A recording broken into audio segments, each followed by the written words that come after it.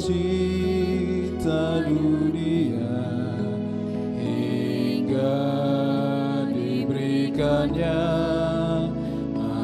anaknya yang tunggal supaya yang percaya jangan binasa melainkan hidup kekal.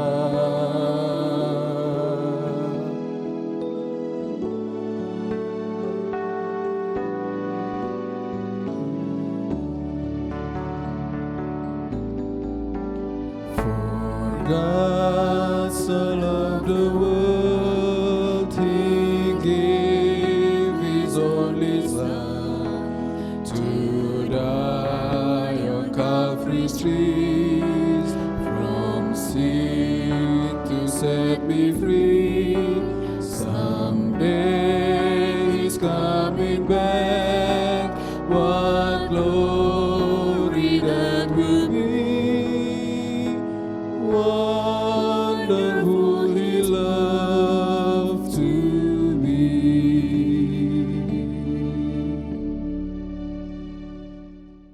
Setelah memperingati kematian Yesus Kristus, hari ini kita bersama memasuki Sabtu Sunyi. Sabtu Sunyi adalah hari di antara dua peristiwa besar dalam sistem keberimanan kita. Kematian Yesus Kristus dan kebangkitannya. Di hari di antara ini, Yesus seolah tak melakukan apa-apa. Tak ada kata, tak ada karya. Ia seolah diam, meninggalkan banyak tanda tanya bagi para pengikutnya. Maka hari ini saya ingin mengajak kita semua untuk bersama merenungkan sebuah kisah Maria Magdalena bersama Maria Ibu Yakobus ketika mereka duduk diam di depan kubur Yesus. Tapi sebelumnya mari kita bersama berdoa memohon tuntunan Roh Kudus. Ya Allah yang baik, kami hadir untuk bersama menghayati, merasakan, dan mensyukuri keheningan di Sabtu pagi ini. Bantu kami ya Bapa dalam permenungan kami, agar kami boleh menemukan suara Tuhan melalui pembacaan dan permenungan kami.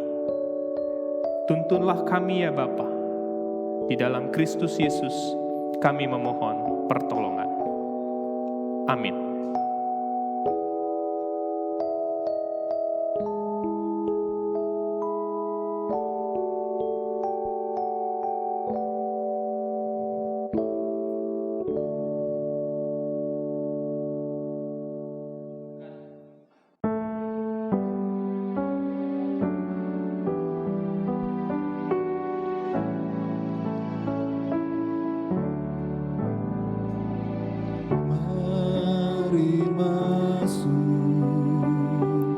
Mari masuk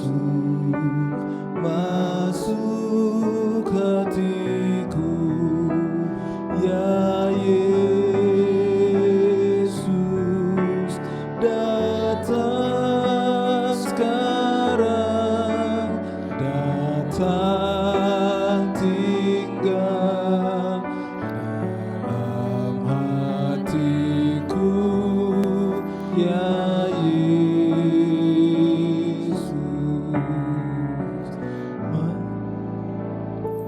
Mari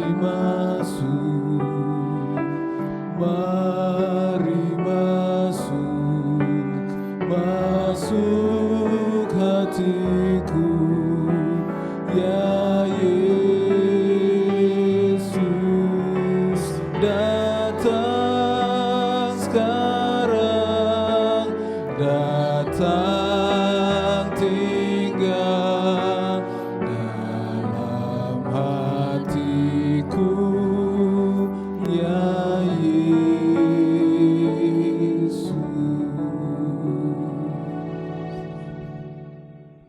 Bapak Ibu Saudara, saya mengajak kita untuk bersama membuka satu bagian dalam Alkitab kita dari Matius pasal yang ke-27 ayat yang ke-57 hingga ayat yang ke-61. Matius pasal 27 ayat 57. Menjelang malam datanglah seorang kaya orang Arimatea yang bernama Yusuf dan yang telah menjadi murid Yesus juga. Ia pergi menghadap Pilatus dan meminta mayat Yesus. Pilatus memerintahkan untuk menyerahkannya kepadanya. Dan Yusuf pun mengambil mayat itu, mengapaninya dengan kain lenan yang putih bersih, lalu membaringkannya di dalam kuburnya yang baru, yang digalinya di dalam bukit batu, dan sesudah menggulingkan sebuah batu besar ke pintu kubur itu, maka pergilah ia. Tetapi Maria Magdalena dan Maria yang lain tinggal di situ, duduk di depan kubur itu. Bapak Ibu Saudara, saya ingin mengajak kita untuk fokus pada ayat yang ke-61. Ketika mayat Yesus diturunkan, Yusuf memintanya kepada Pilatus, meletakkannya di dalam kubur yang telah ia persiapkan. Lalu ia pergi. Tetapi di ayat 61 kita melihat Maria Magdalena dan Maria yang lain adalah Maria ibu Yakobus, tinggal di situ, duduk di depan kubur itu. Bapak Ibu Saudara, Yesus mati dengan status sebagai seorang penyesat. Siapa yang mau mengunjungi kubur seorang penyesat? Tentu status itu tidak membuat Yesus mati secara terhormat. Jangan bayangkan ada banyak karangan bunga tanda duka. Bahkan para murid yang hidup 3 tahun bersama pun tak nampak batang hidungnya. Sejak Yesus ditangkap, mereka lari entah kemana. Hanya tinggal Maria Magdalena dan Maria Yakobus, ibu Yakobus. Di dalam keheningan malam, seusai peristiwa yang penuh dengan luka dan air mata, menyayat hati, Maria Magdalena dan Maria ibu Yakobus terduduk diam di depan kubur Yesus. Ketika semua orang pergi, kala para murid lari, mereka di sana setia mengiring Yesus bahkan sejak ia sedang melewati sengsara derita. Bapak Ibu Saudara, entah apa yang tersimpan dalam benak Maria Magdalena dan Maria ibu Yakobus. Apa yang mereka pikirkan, apa yang mereka rasakan? Saya rasa duka yang begitu mendalam. Juga mungkin tanda tanya yang besar. Apa maksudnya semua ini?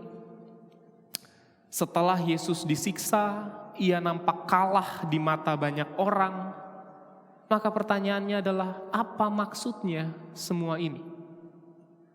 Inikah akhir dari karya juang Yesus? Setelah banyak pengikut didapat, mujizat berhasil membuat banyak orang percaya, inikah akhirnya? Kematian tanpa penghormatan? Mungkin mereka duduk untuk menanti apa yang terjadi. Malam itu hening, sepi, sunyi. Seolah jawaban masih tersembunyi, diselimuti dingin dan ngerinya malam. Bapak Ibu Saudara, situasi yang kita hadapi saat ini juga mungkin mendatangkan duka yang mendalam. Ketika orang yang selama ini dengannya kita berbagi cinta harus pergi meninggalkan kita. Kala keluarga terkasih kini sedang berjuang di ruang isolasi. Kita mungkin juga bertanya, apa maksudnya semua ini? Tapi hening, seolah jawaban masih tersembunyi. Tak apa jika kita takut, tak apa jika kita bingung, tak apa jika kita tak mengerti rancangannya. Tapi percayalah pada hatinya, percayalah pada kuasanya, karena Ia merengkuh kita dalam setiap peristiwa. Kiranya Tuhan Yesus memberkati kita di dalam duka dan heningnya malam. Amin. Mari kita bersama menyatukan hati kita di dalam doa syafaat. Mari kita berdoa.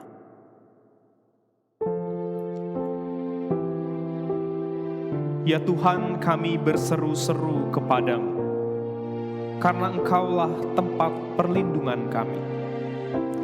Maka hadir dan dengarkanlah doa kami, ya Tuhan.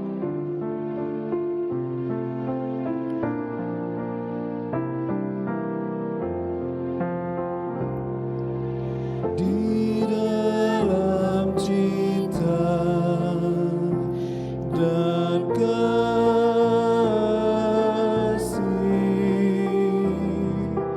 di dalam cinta, hadirlah Tuhan. Ya Allah, kami berdoa bagi pemerintah bangsa Indonesia dalam upayanya untuk terus menekan jumlah korban, serta menjaga kestabilan dan keamanan bangsa di tengah masa yang sulit ini. Hadir dan dengarkanlah doa kami, ya Tuhan. Di dalam cinta dan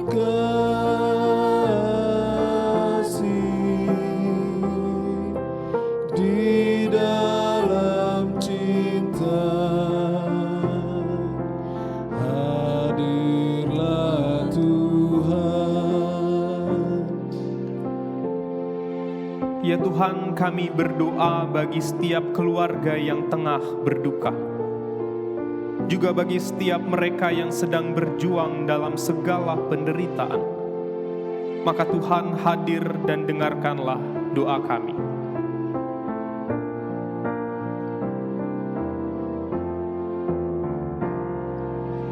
Di dalam cinta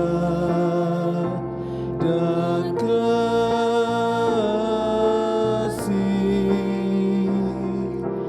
di dalam cinta, hadirlah Tuhan. Kini bagi kita diberikan kesempatan untuk berdoa secara pribadi maupun bersama dengan keluarga di rumah.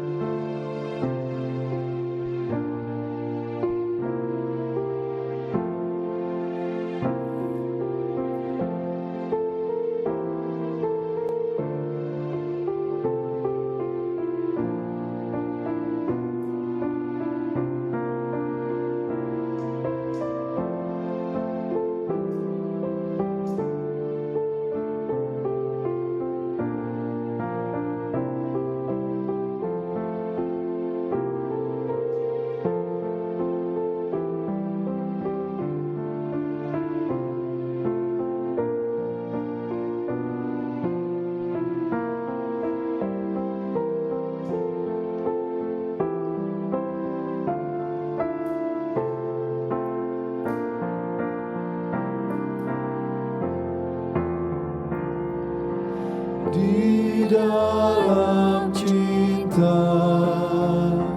dan kasih,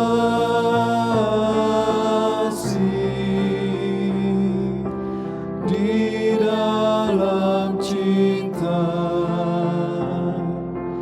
hadirlah Tuhan.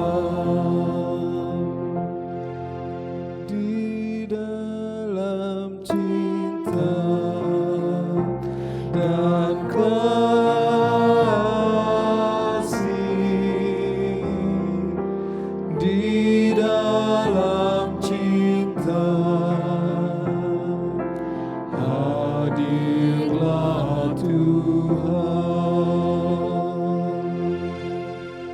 Di dalam Kristus Yesus kami berdoa. Amin.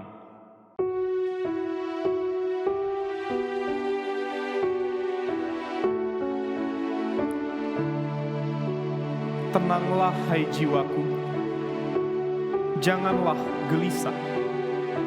Berharaplah kepada Allah penolong kita.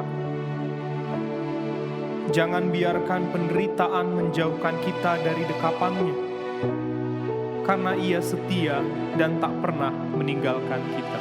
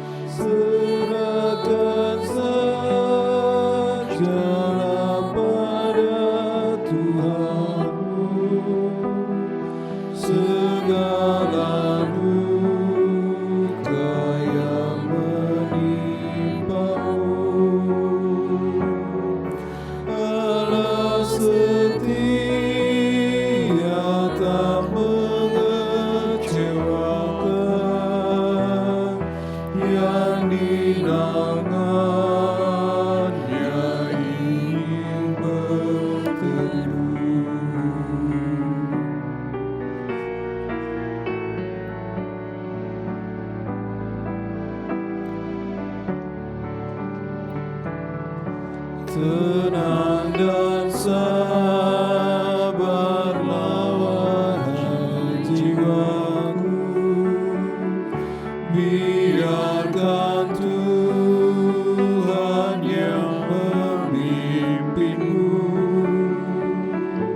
sebab di tangan Allah masa lampau dikendalikan masa depanmu. Gelombang dahsyat akan menerpamu, karena di bawah kuasa Tuhanmu.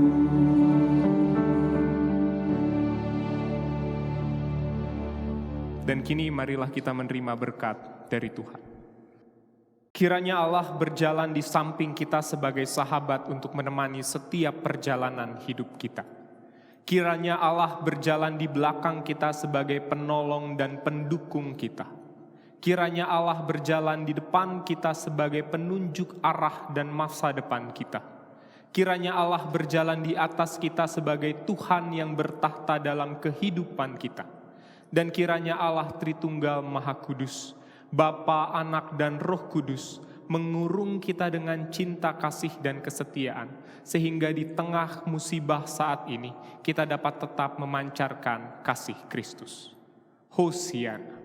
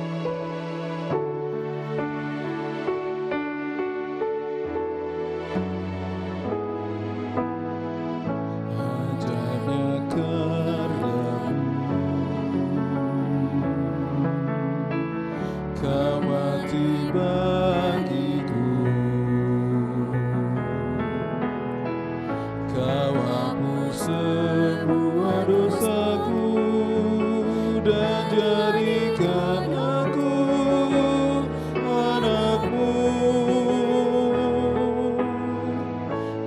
berjanji padaku,